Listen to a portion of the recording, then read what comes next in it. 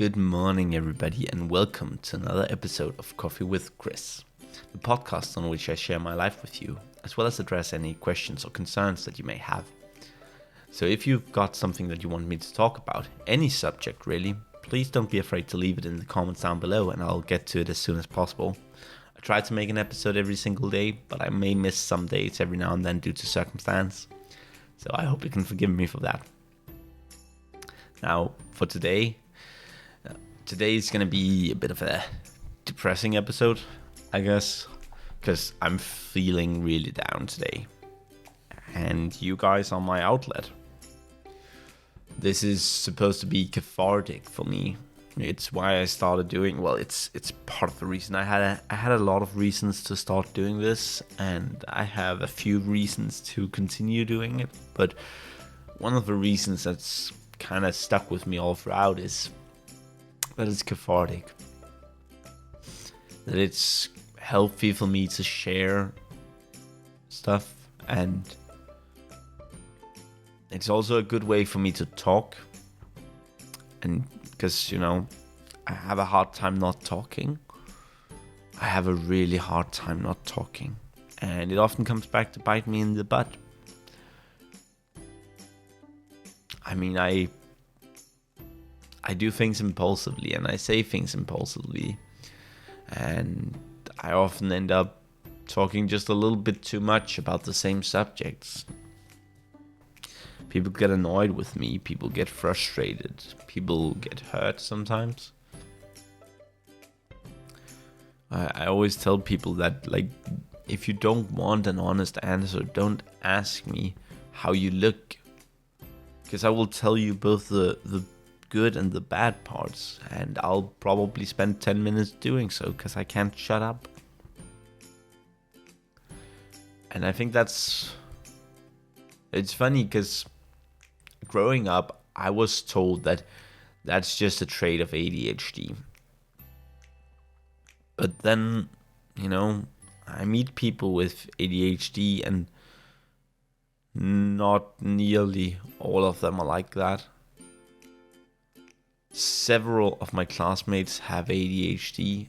We are a very neurodiverse group. Multimedia designers is apparently, I think, the most neurodiverse education in the country. So there's a few people with ADHD and they don't run their mouths. They know how to shut up. So why don't I? And you might have figured out that that's what happened, really, that basically I talked too much and that had consequences. My girlfriend got really mad at me for being excited and telling her about my culture.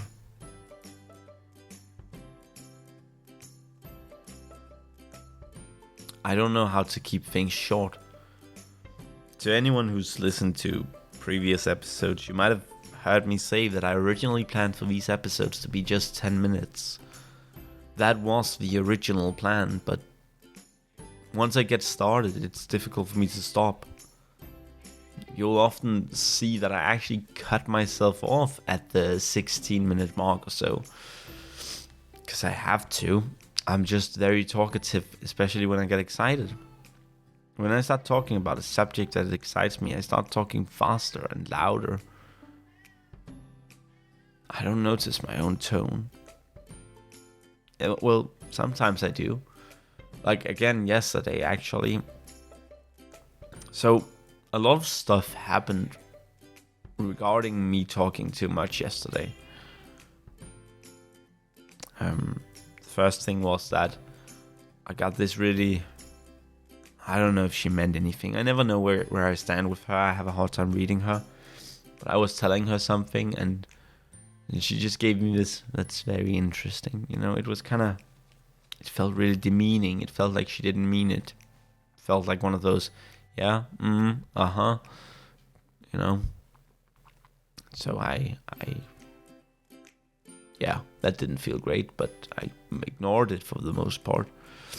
Then several times throughout the day, I noticed that I was practically yelling at the people who were sitting right in front of me. Not because I was, aggressively yelling, but because I was talking so loud that the entire class would have been able to hear me if they were there.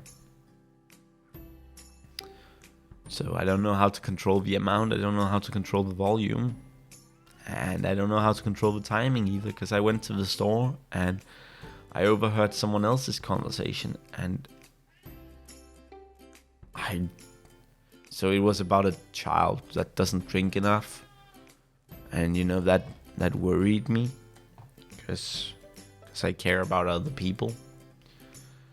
And so I suggested to them that they could buy one of those cheap fitness bands, that can vibrate or make a little sound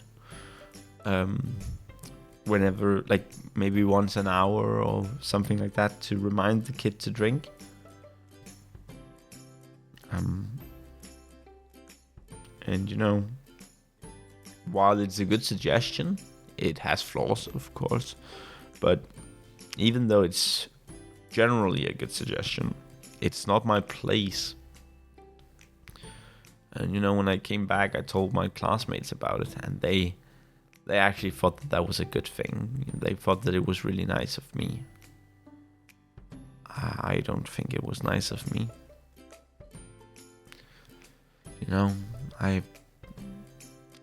I've been told my entire life to just shut up. I still can't do it. Hell, I've made almost 70 episodes of this. I speak for 15 minutes every time. So that's 4 episodes for an hour. I've talked for, at this point, 17 hours. I've literally talked to no one, because no one listens to these, and that's okay. It's not necessarily for anyone else. Of course, I'd like to turn it into that whole community thing that I've been talking about, but that's an end goal, not the immediate reason. So the immediate reason is myself, is to be able to talk.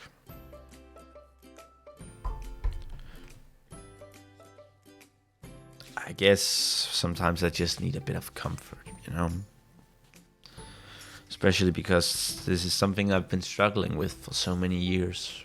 I don't remember a time where I didn't feel bad about talking too much. I learned to live with it for the most part.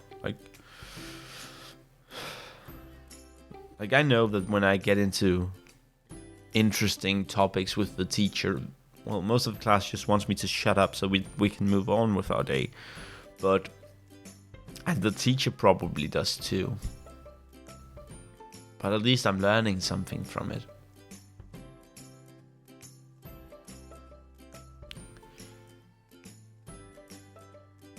I actually almost didn't make this episode, because I was sitting here and all that was in my head was just that this is me talking. This is me talking too much. No one asked for this.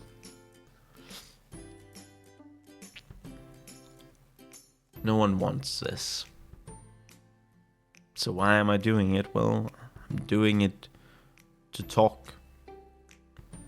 Doing it to share. Because even though I talk a lot, I also listen. I'm really good at listening.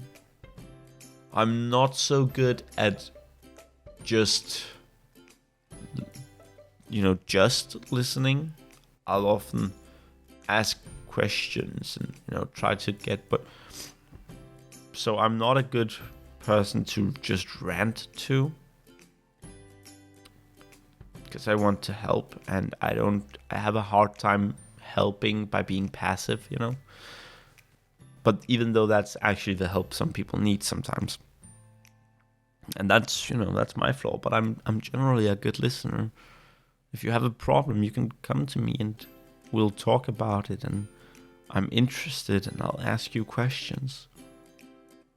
And you can cry if you want to.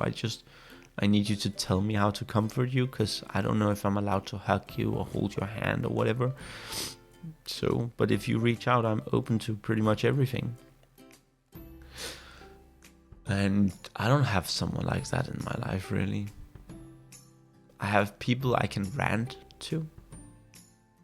They'll listen, but they won't participate.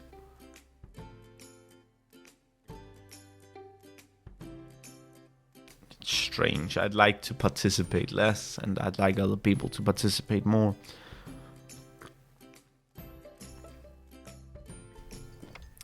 I often feel lonely. I often feel really lonely. And pretending that someone out there might actually listen to this makes me feel a little less lonely. Admittedly, the knowledge that no one does listen to it kind of doubles back in on itself, but regardless, it's still... So right now, I feel like someone is listening, you know? Even though there's no actual input, I feel like they're listening to me. Because, yeah, like I said, I have people I can rant to if I'm, like, angry or something, but I can't just sit down and talk to them like this. No one wants to listen to this. So, it's nice to be able to pretend that someone does. Though the issue is that I've spent far too great a part of my life pretending.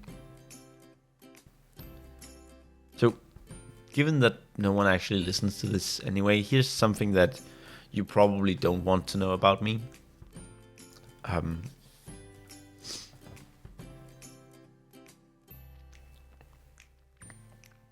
used to be addicted to pornography. And now I know what you say, that it's just because I like it, and no, really. It's part of what ruined my marriage, that I couldn't let it go. I've been trying for more than a decade to quit. It wasn't until last year that I finally found the strength. Though I have to admit that strength is fading now. I've relapsed a couple of times throughout the last year and a half. I've peaked a bit more than that, but I've usually been able to control myself, for the most part at least. And lately my strength is fading a lot. And I'm afraid that I'm gonna fall straight back down into old habits, but that's not the main subject of this. That's not why I bring it up. The reason I bring it up is that I used to watch a very particular type of it. Well, I used to watch all kinds of different types of it, of course, but one thing that always intrigued me was when the actress would interact with the camera. You know, talk to the person watching. Because even when I was married, I felt lonely. My wife wasn't there for me. So I went to places where, strange as it may be, someone seemed to care about how my day was. You know, you can find that stuff. It's a little weird, but you can find it if you want to. And it feels nice to be asked, how are you doing?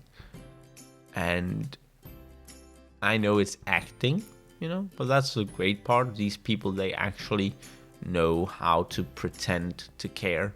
Whereas people in real life, they can't pretend to care because they simply do not care enough to pretend to care. Whereas these people, the stars, they it's their career. So, you know, they kind of have to put an effort into it. So I know full well that it's not me they're putting an effort into, it's their career, it's the product. But that translates to me feeling better. And it's so sad, isn't it? Like, what the hell kind of loser am I? That I go to the hub in order to be asked, quote unquote, genuinely how my day has been. It's fucking sickening, to be honest.